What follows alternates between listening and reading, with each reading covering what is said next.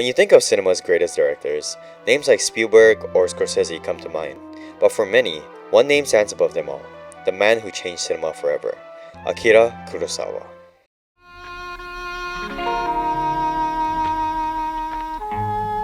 Born in 1910 in Tokyo, Kurosawa was the youngest of 7 children.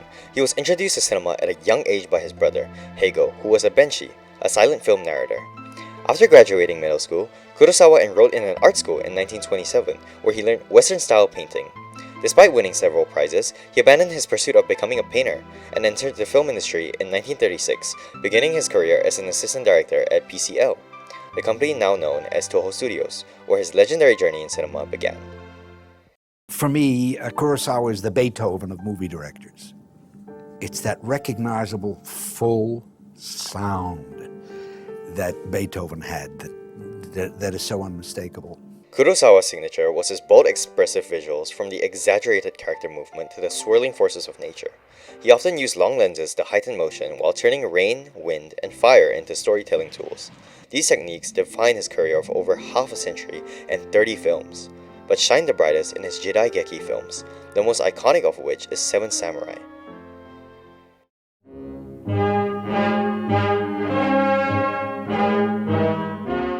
Released in 1954, Seven Samurai is his most well-known and critically acclaimed film and is a profound story about honor, courage, and sacrifice. Set in 16th century Japan during the Sengoku period, it is a story about a group of ronin hired to protect a farmer village from bandits. Kurosawa composes each frame with dynamic blocking of characters and masterful use of nature to enhance their emotions. Take a look at this scene in the film's final battle. Kurosawa uses rain that transforms the landscape into a muddy battleground. The rain doesn't just set the solemn and tragic atmosphere, it symbolizes chaos falling from the sky.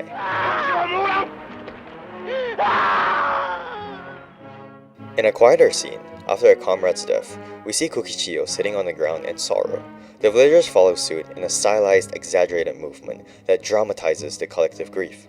The swirling wind and drifting dust behind them act as silent reminders that time moves forward and that life, despite loss, must go on.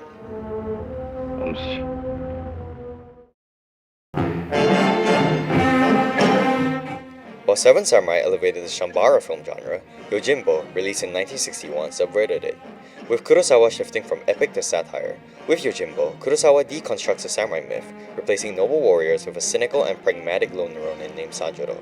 Set in a lawless town divided between 2 rival gangs, Sanjuro decides to pit them against one another to free the town. Here, elements of nature is used, where fire represents the sinister and violent intentions of the villain, Yunosuke. Yojimbo's ironic humor and moral ambiguity helped shape the spaghetti western, with Sergio Leone's A Fistful of Dollars directly borrowing from Kurosawa and cementing the lone anti-hero trope.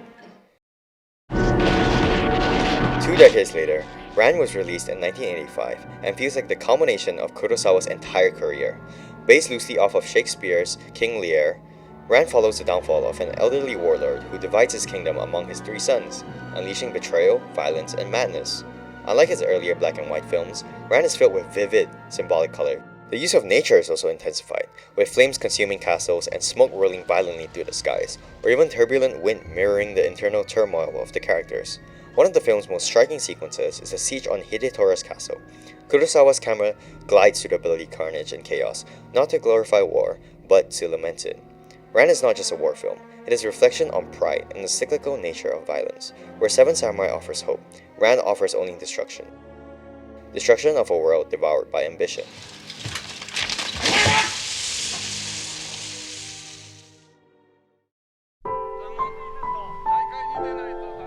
Few directors have reshaped the language of cinema the way Akira Kurosawa did.